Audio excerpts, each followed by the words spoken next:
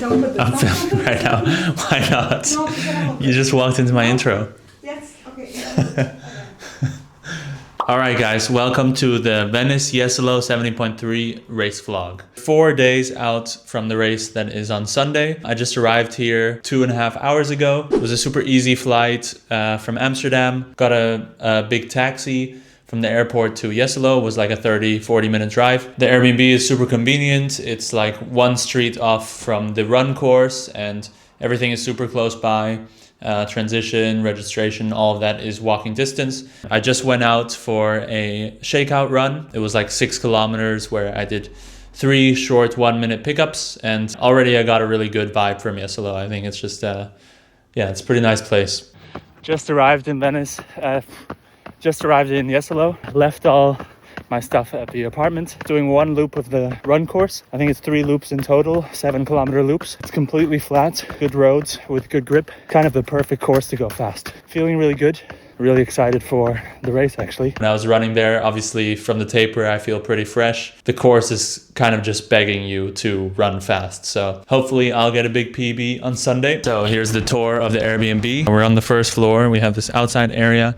There's even a place to wash my bike back there and a hose, so that's pretty nice. And then you come in through the door, got this little area here, kitchen, fridge, even a washing machine. Not luxurious, but it is a very practical place. Got the bathroom, shower, everything, and then there's the bedroom. My girlfriend's still getting some work done, so won't disturb her too much, but lots of space. You could even, if you're coming here to race with multiple people, you could even stay here with 4 people. They have bunk beds. So pretty happy with this place I booked. Like I said, nothing fancy, but very convenient. I have to say, I'm pretty surprised by how nice Jesolo is. I don't know what I was expecting, but I thought it was just kind of a random, Italian town. I didn't think it was anything special, but it has some charm. That's not a good thing to say. Down there is where the finish is gonna be, standing right in front of part of the run course where you run this long stretch along the beach, and then there's some loops into the town. Nice place to come and spend the weekend, so I'm happy I chose this race. Got a little pasta, pomodoro with some olives. Friday morning, 2 days out from the race, having some breakfast now, and then maybe I'll start building the bike, but probably won't have time for that because in an hour I'm meeting some people to do some open water swimming on the course. I just stepped outside and it's freezing outside, like it's really cold, so I'm not looking forward to this open water swim, and it's gonna be really cold on race morning. So definitely gotta dress warm while you're here because the mornings and evenings are really cold. It's already time to start carb loading, of course. So to get extra carbs in, I usually have some fruit juice or something in the morning. I've got my little coffee, my Airbnb, they only have little Italian espresso cups, a little espresso in there, Italian style, and I'm having some cereal. I feel like I can eat cereal forever, so for me it's a really easy food to eat a lot of. Who was cutting the first point, and I was like really going out 50 meters to the right.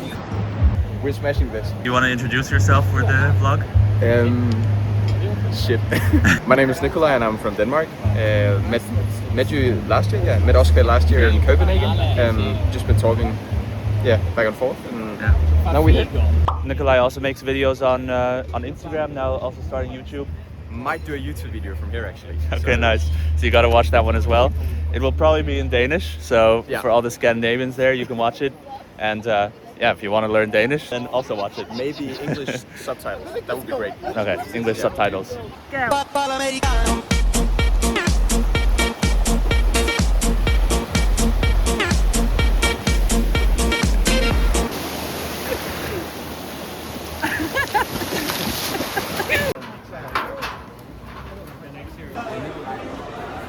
Priority registration for the all-world athletes.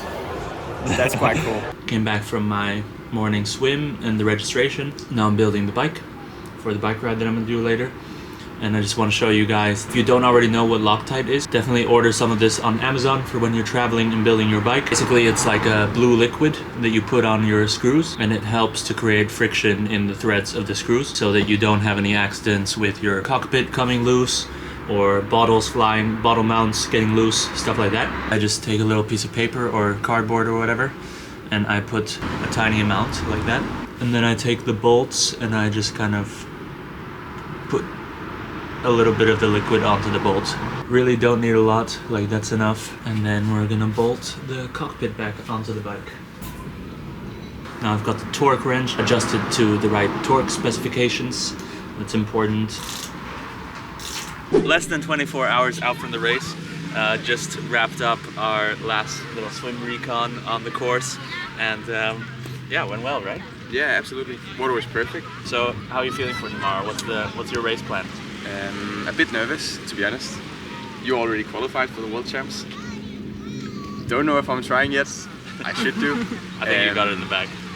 My race plan is just under 29 minutes in the water. Going almost full gas, and then on the bike it's around 260 to 70 watts, average. Nice. Yeah, run should be around 350 to start with, and if my legs are feeling great, I'll do 320 per kilometer. 320? Three. That would be nice. That would be insane. 340, yeah. Okay. Yeah. Nice, good plan. Yeah, under 120 on the half marathon. That's the plan. Nice. I think for me, I'll go for a 28-minute swim, hopefully, with the wetsuits helping me. And then, on the bike, aiming to push around 240 watts average.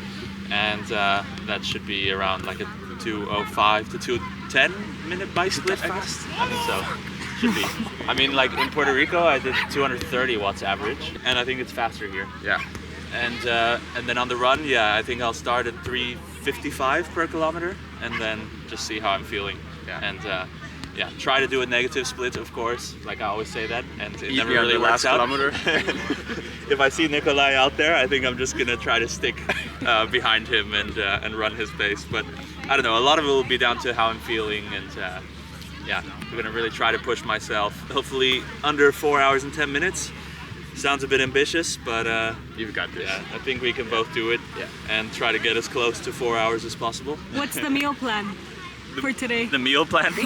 Well, actually, Pizza. we were just talking about it in the water. Like maybe we should go for lunch after this all together. I'm down. And then Nikolai and I are gonna go on a little bike recon after lunch. Yeah. And then drop off the bikes Nice. and the bags. Yeah. Solid day. That's the plan. Yeah. Cool. 2:30 p.m. It's the day before the race, and I'm just getting my bags ready for the transitions. Putting some talc powder in the running shoes the day before just to protect against blisters, keep the feet dry. And then I also put some Vaseline on the edges of the shoes to also prevent like chafing, blisters.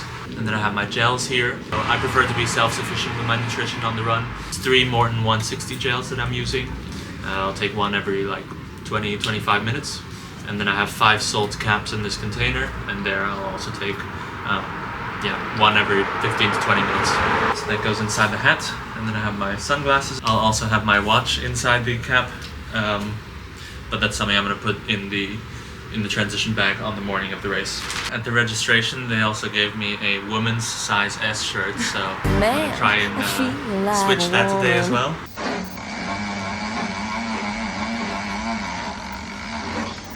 So something else that I quickly want to talk about is that I get a lot of questions from people getting into triathlon who ask me about how they can start doing structured triathlon training. And my advice to those people would be to download the app Stamina. Stamina is an app that you can download really easily on your phone. You put in your race goals, like whatever Ironman you're training for. You put in which days per week you can train, and you put in like other life commitments and stuff like that. And it creates a training schedule around your life. And the cool thing about it is it's adaptable. It has a 1 or 2 week free trial at the moment, so you can try it with no strings attached. That's all I wanted to say.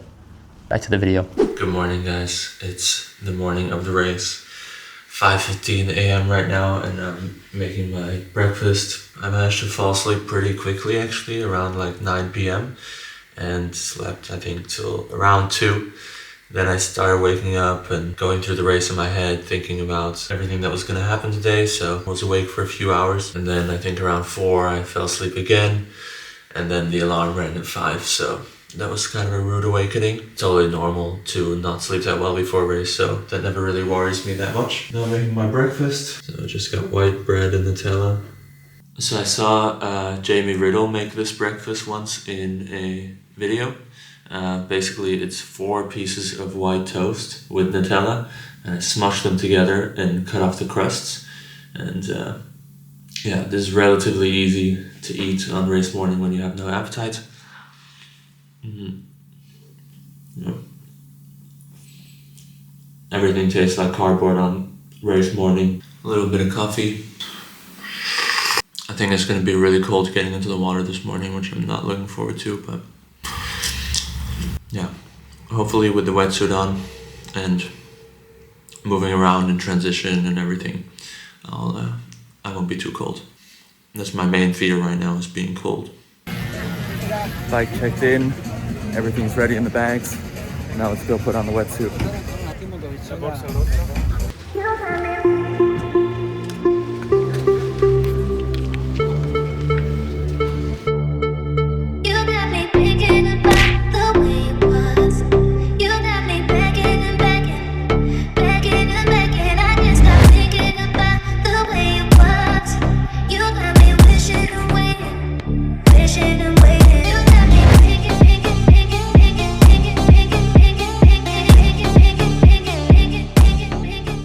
Alright, it's now been 2.5 weeks since the race in Venice. It took a little while to sit down and record the race recap for YouTube because after the race I was pretty destroyed physically. First few days after the race I went to Venice, and the plan was to have a little bit of vacation with my girlfriend, and we did do that, but every day I was so tired, and I haven't been that tired after a race before, to be honest. So sore and so low on energy, I couldn't even walk properly. And then I came back home, was starting to get back into the flow of training. Over that first weekend I caught a stomach bug, or like a flu, the most sick I've been in years, to be honest. I had to take a couple of days off work, and all I could do was sleep during the day and watch some shows on TV. Finally, now I'm feeling better, starting to train properly again, and also finding some time and energy to record for the YouTube. So let's get into the race recap. Yeah, starting with the swim. So from my last race in Puerto Rico, I had already seen that I'd made a lot of progress in my swimming. So I was feeling pretty confident with my swimming ability now. So I decided to line up really close to the front. I was in the second row. From what I could see from the videos, I was the 5th person to hit the water. Yeah, it's a beach start, so you run in. It's quite shallow there in the water for a while, so you have to do some dolphin dives to get out of the shallow part, and then you can start swimming. Starting in that position, obviously it's good. You're setting yourself up for being towards the front of the race. But at the same time, there were not a lot of people around. And in the swim is a place where you can really benefit from drafting on the feet of a swimmer that is swimming around the same pace as you, maybe slightly faster. But because there were so few people in the water and I was towards the front, I didn't really have many options for people to draft on. And those front swimmers, they swam away from me pretty much immediately. Yeah, there were a few other strong swimmers that came past me. I tried to hang on to some feet. The people that did come past, they were just way too fast and I couldn't hang on. So I was a bit isolated in the swim, which wasn't great. That was something I was thinking about, pushing really hard. It was kind of like a threshold feeling for the swim. Felt basically like an all-out time trial for the 1900 meters. Came out of the water, had no idea what my time was, but I could see that there were not that many people that had overtaken me, and I was still towards the front of the race, so I assumed it was probably a pretty good swim time. At the end of the race, I found out it was a 27-minute, 43-second swim time, which is crazy. I was the 24th fastest swimmer on the day. That was actually, according to my relative ranking to everyone else who raced, that was where I was the best. Because on the bike, I was the 29th fastest, and on the run, the 34th fastest. So apparently, relative to the other disciplines, swimming is now my strongest discipline. It's kind of the one that I thought I was struggling with most, and thought I was definitely the worst at. But I guess there's other people that struggle more with swimming than I do. Got out of the water, was basically alone. Started running up the beach. It's a slight uphill, and running in the sand was really tough. So I was super out of breath, feeling dizzy and terrible. And then something I've been doing in my last 70.3s is having a gel inside my tri-suit to have in transition, because obviously you can't have any carbs while you're swimming. So I had that gel, but yeah, running when you're feeling so disoriented through transition and so out of breath, and trying to eat a gel at the same time was pretty difficult. And to be honest, for 70.3 racing, I'm not sure if it's worth it. Some other swimmers ran past me in transition, and I think I wasted a little bit of time trying to eat that gel. I think for a full Ironman, it can definitely be worth it, because you're in the water for around an hour. So then maybe you do want to have a gel while you're running in transition. But for the 70.3, I think I could have skipped it and just started fueling early on the bike instead. Saved a bit of time there. So that's probably what I'll do next time. And then hopped on the bike and started cycling away. I think like the first 20K or something, didn't really see anyone, trying to get into a rhythm, but still felt a bit gassed from the swim. The speed, for some reason, in that first part felt really slow. I was pushing like pretty hard watts, like my target power, which was around 240 average, putting in some surges above that, like around 260 watts as well. The average speed for the first section was like 38.5 kilometers per hour. So I was like, what is going on? Like, is this just a really rough section? Is there some light headwind or something? I talked to a few other people after the race, and they said exactly the same thing, that like for the first third of the bike, it seemed to be going really slow. So I guess it's something to do with like there's a bridge, and then there's some U-turns and stuff that slow you down. Yeah, it wasn't just me. And then I think like after 30 kilometers, another cyclist came by me. It's much better to be riding with other people than to do the whole thing alone. So I started following him, sticking to the 12-meter draft rule. You're allowed to draft legally behind someone if you keep a 12-meter distance. There's still definitely a benefit from drafting at a distance. So sticking at that distance, I still had to push my target power, which was like around 240 watts.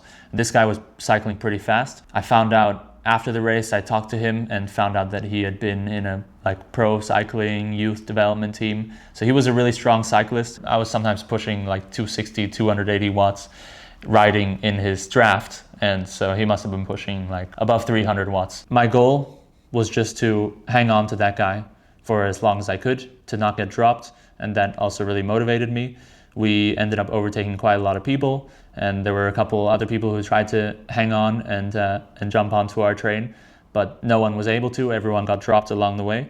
And I also almost got dropped a few times, but then I decided if I do lose this guy's wheel, I'm going to be so much slower on my own. So it's really worth it for me to maybe put in an extra surge. If I look at my power numbers here, I had a 5-minute power of 283 watts, which is quite far above my threshold.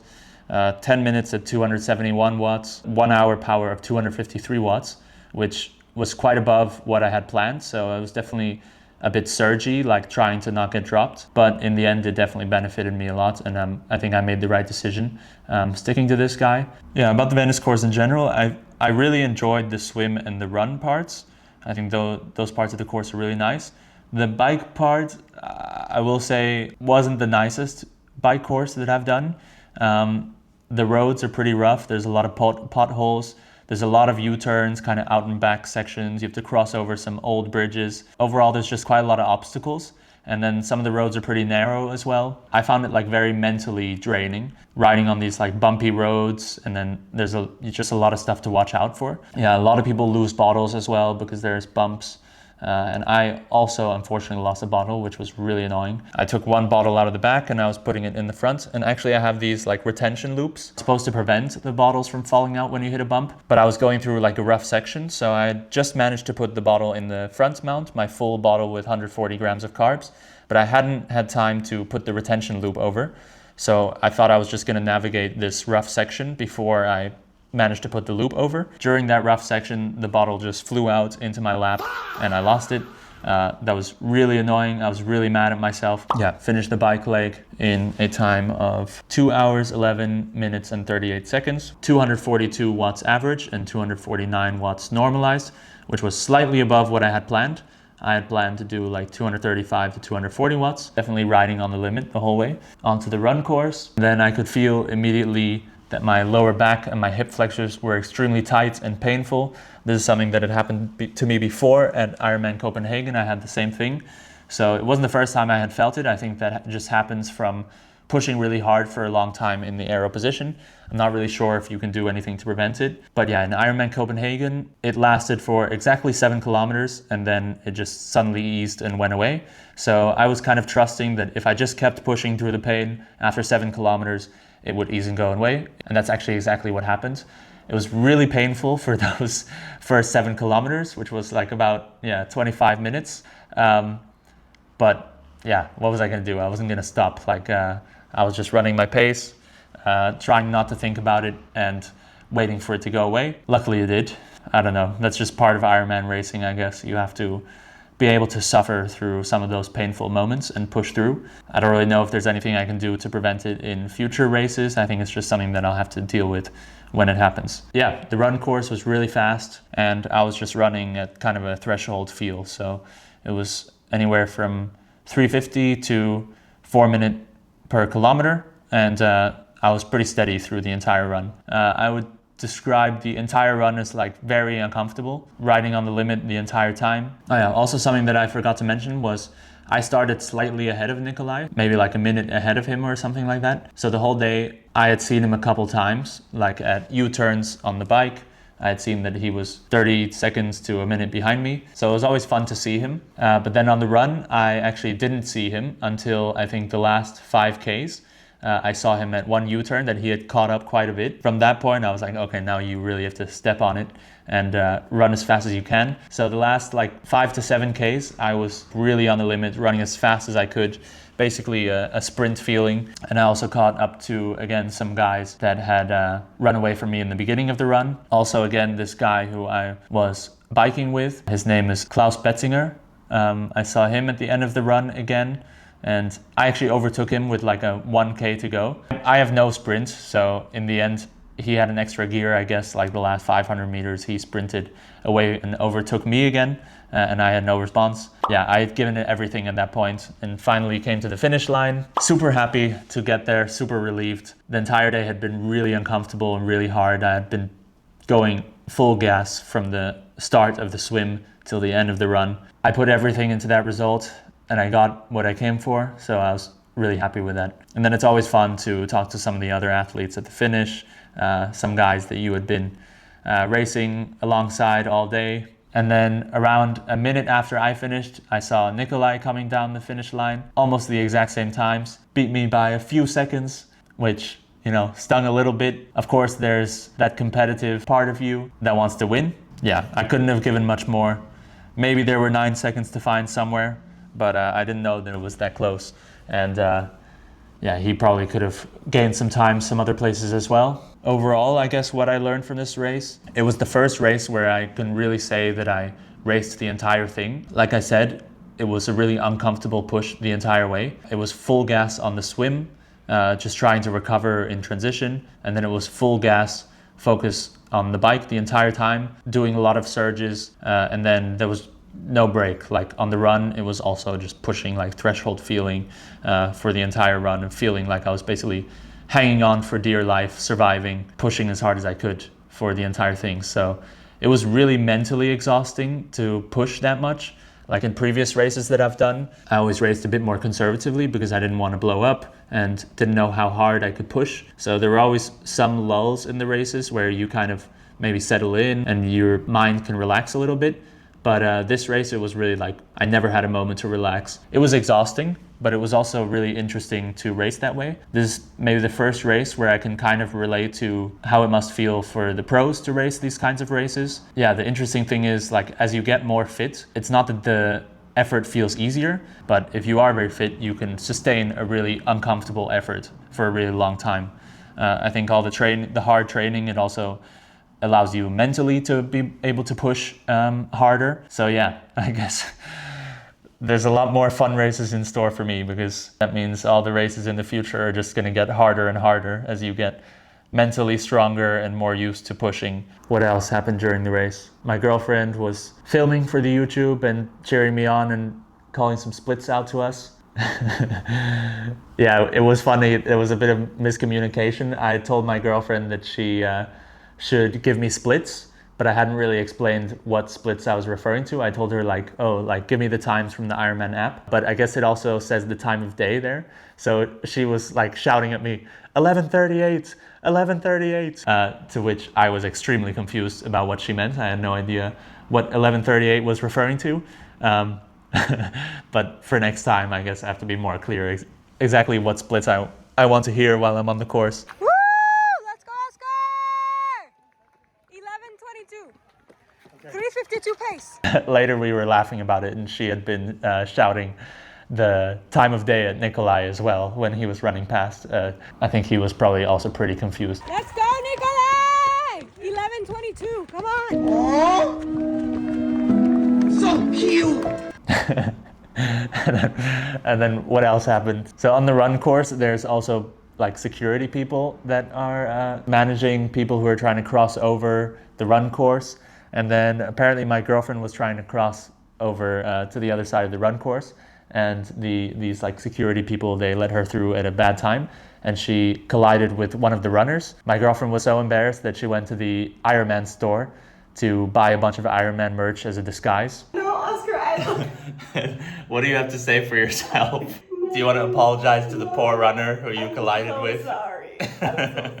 After the race, we just hung out for a bit, ate a bunch of food for the next couple of days. At every mealtime, I ordered both a pizza and a pasta because I didn't want to have to decide between the two options. 19th place overall, 7th in age group. Another nice result, another confidence booster. I mean, for me, it was definitely a better race than I had in Puerto Rico, but getting relatively a lower result. The level at the European races now is just so high, and even in the age group category, you know, there's a lot of people that want to go pro, or like this guy that I was racing alongside all day, he had been in a pro cycling team. If you want a podium, it's not easy to do in Europe. You're probably better off going to a US race or like a South American race, or even going to Asia. So next up for me is Ironman Frankfurt in 6 weeks. That is my A race of the year, and that is where I'm going for my biggest goal of the year, which is to qualify for the full Ironman World Championships in Kona. It's basically what I've been working towards for the last year. Everything I've been doing in all these 70.3s has been just to gain experience, gain confidence, and prepare for Ironman Frankfurt. If you want to see the journey leading up to going for the qualification spot at Ironman Frankfurt, then you know where to go. I post all my workouts on Strava, and I also post more about like the day-to-day on Instagram, so you can check over there. As always, if you have any questions, you can always reach out to me. So that wraps up this video. Keep training hard. I'll see you in the next one.